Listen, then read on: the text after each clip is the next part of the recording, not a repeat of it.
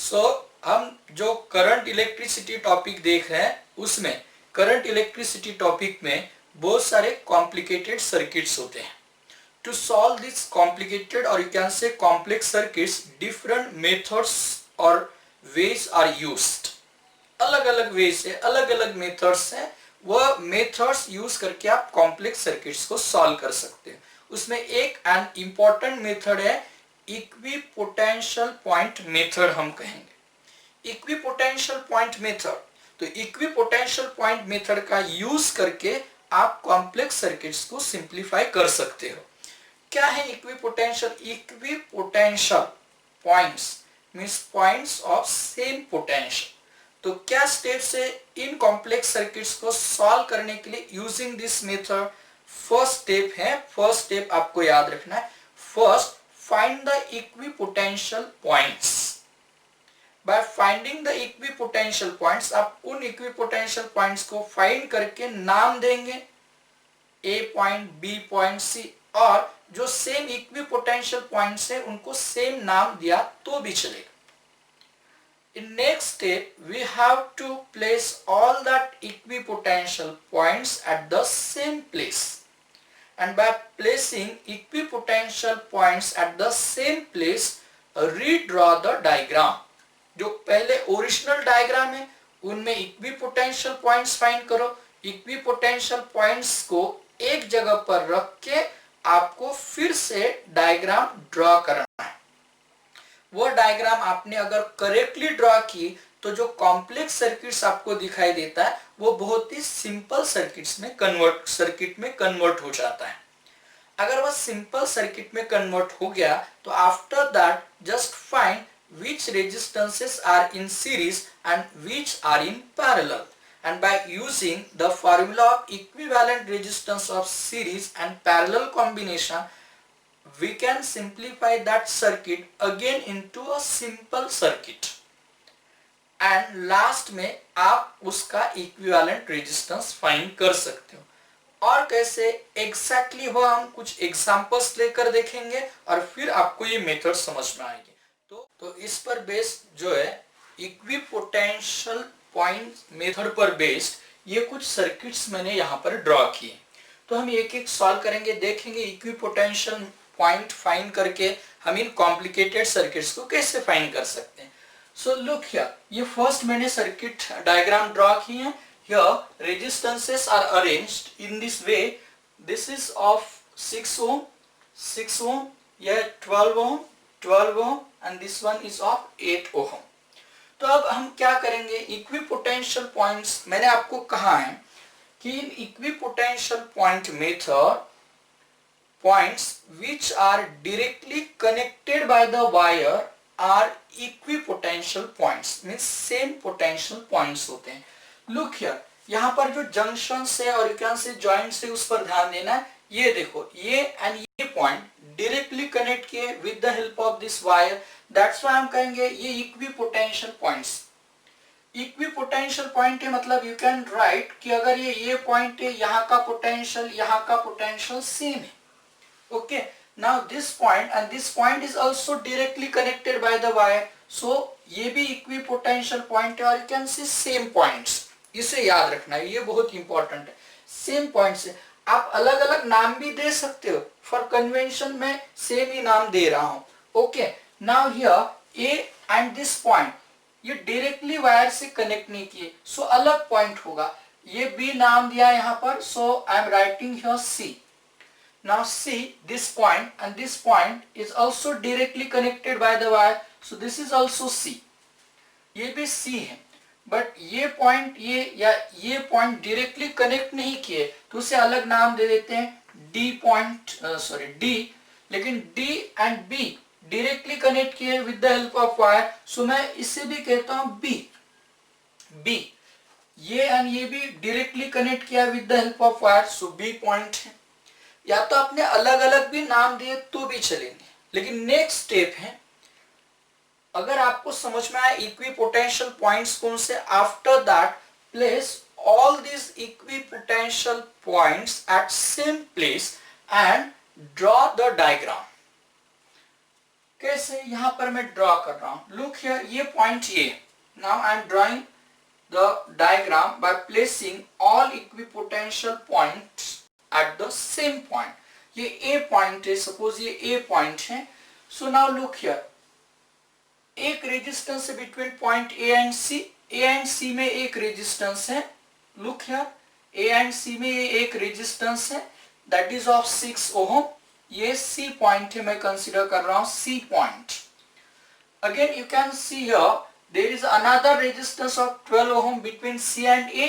So C and A में ये दूसरा रेजिस्टेंस मैं यहाँ पर कनेक्ट कर रहा हूँ between C and A, that is of 12 ohm. अब मैं ओम यूनिट नहीं लिख रहा हूँ, सिर्फ वैल्यूज लिख रहा हूँ.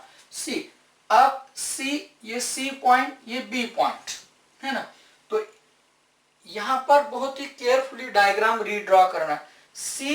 C पॉइंट, तो C एंड B ये कंबाइन कर दिए मैंने. C एक ही पॉइंट है, तो दूसरा एक 12 ओम का रेजिस्टेंस है between C and B.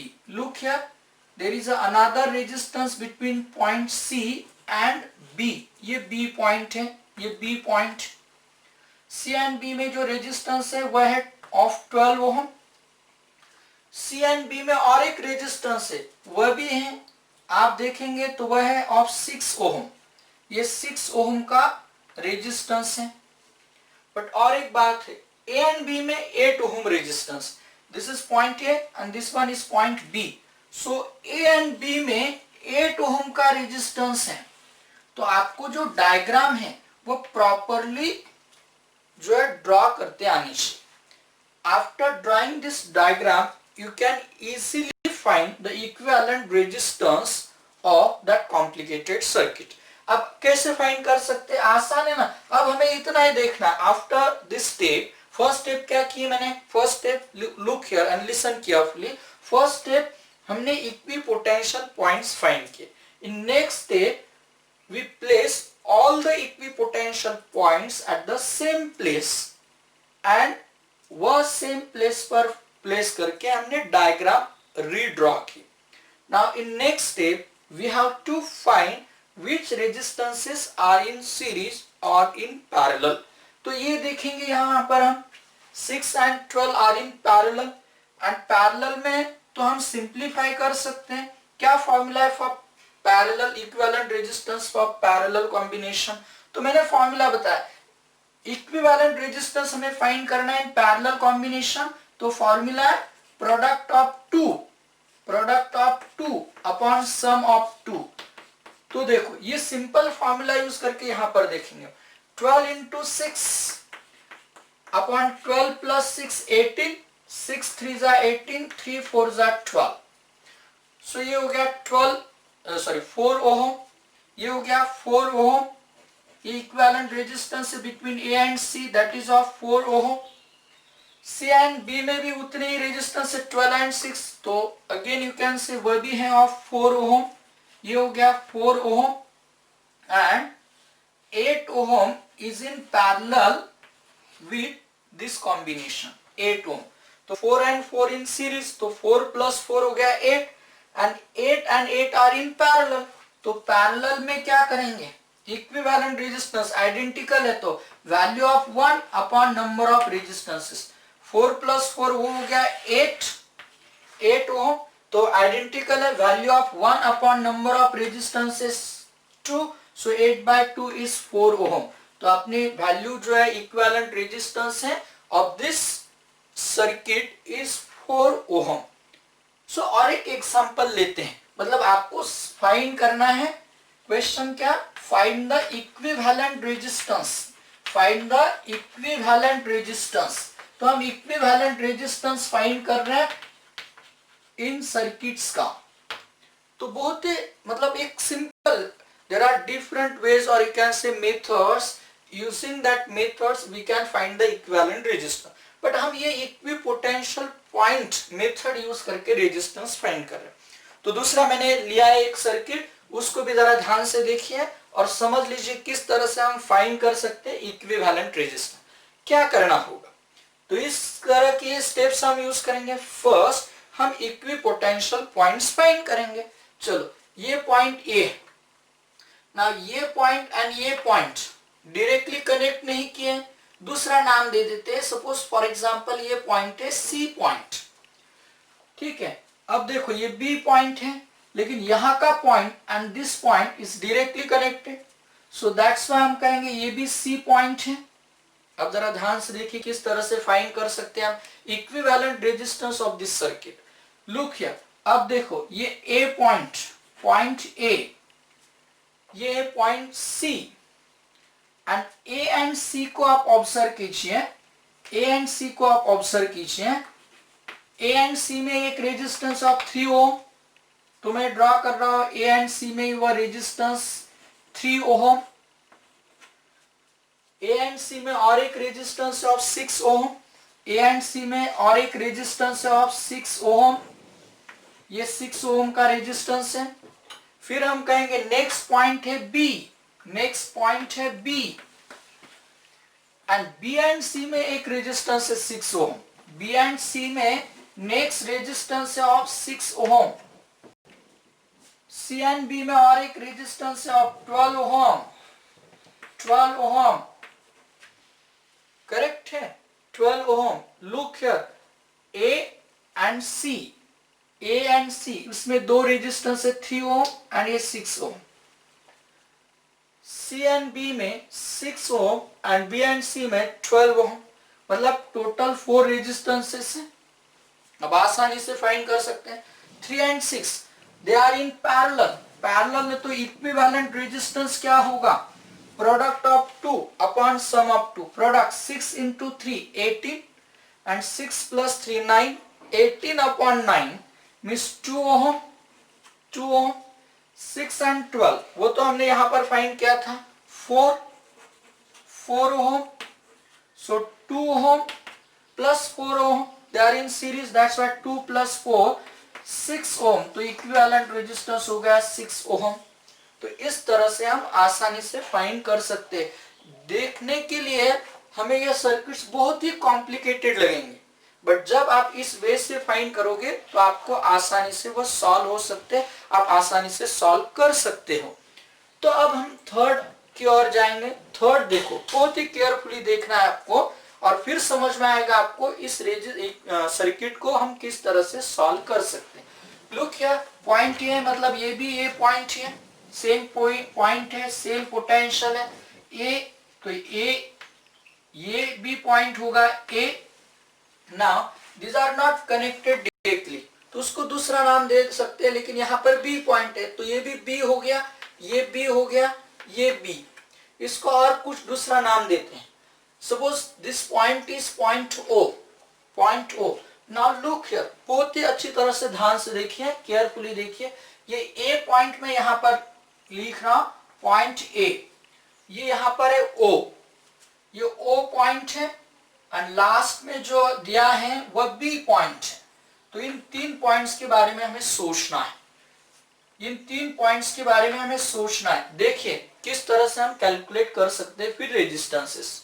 Equivalent resistance हमें फाइंड करना है। ए एंड ओ में ये एक रेजिस्टेंस है 2 ओम, 2 ओम रेजिस्टेंस है between A and O, A and O में ये दूसरा 2 ओम रेजिस्टेंस है, यहां पर मैं लिख रहा हूं 2 ohm resistance between A and O. O and B में फिर 2 रेजिस्टेंसेस है each of 2 ohm, O and B में ये 2 रेजिस्टेंसेस है ऑफ 2 ओम। आइडेंटिकल रेजिस्टेंस लिए मैंने, रेजिस्टेंसेस लिए मतलब समझने के लिए, ओके। बट ध्यान से देखिए ए एंड बी में ये एक रेजिस्टेंस है, देखो ए एंड बी में और एक रेजिस्टेंस है ऑफ 2 ओम, ऑफ 2 ओम। फिर हम देखेंगे नीचे की ओर से भी ए एंड बी में दूसरा रेजिस्टेंस ऑफ 2 ओम, तो यहां पर लिख देता हूं मैं 2 ओम, है ना, ये सब आइडेंटिकल है, 2 ओम, 2 ओम, 2 ओम एंड 2 ओम। अब ध्यान से देखिए किस तरह से हम उसे सॉल्व कर सकते हैं, किस तरह से हम उसे सॉल्व कर सकते हैं। आसान हो गया अब circuit, this 2 are in parallel, ये दोनों क्या हो गए, पैरेलल में हो गए। अब पैरेलल में तो आसान है, आइडेंटिकल है, याद रखना आइडेंटिकल है तो फॉर्मूला में बता रहा हूं, आइडेंटिकल रेजिस्टेंस है तो equivalent resistance value of 1 upon number of resistances, value of 1 2 number of resistances be 2, so 2 upon 2 1 ohm, तो ये हो गया of 1 ohm, ये हो गया 1 ohm, यूनिट नहीं लिख रहा, ये भी 1 ohm, ये हो गया 1 ohm। अब ये है 2 ohm का रेजिस्टेंस, यहाँ पर ये है 2 ohm का रेजिस्टेंस और ये भी है 2 ohm का resistance. Now look here, 1 ohm plus 1 ohm 2 ohm, तो 2 ohm के 3 रेजिस्टेंसेस इन पैरेलल, तो इक्विवेलेंट रेजिस्टेंस क्या होगा, वैल्यू ऑफ 1 की वैल्यू ये 2, दोनों मिलकर ये भी आ गया 2, तो value of 1 resistance is 2, number of resistances 1 2 3, सो हो गया 2/3 ओम, तो equivalent resistance of this circuit is 2/3 ओम, है ना आसान। तो ऐसे इक्विपोटेंशियल पॉइंट मेथड यूज करके आप इन सर्किट्स को सिंप्लीफाई कर सकते हैं, उनका इक्विवेलेंट रेजिस्टेंस फाइंड कर सकते हैं। और भी मेथड से देखेंगे आप नेक्स्ट वीडियो लेक्चर में। Okay, thank you.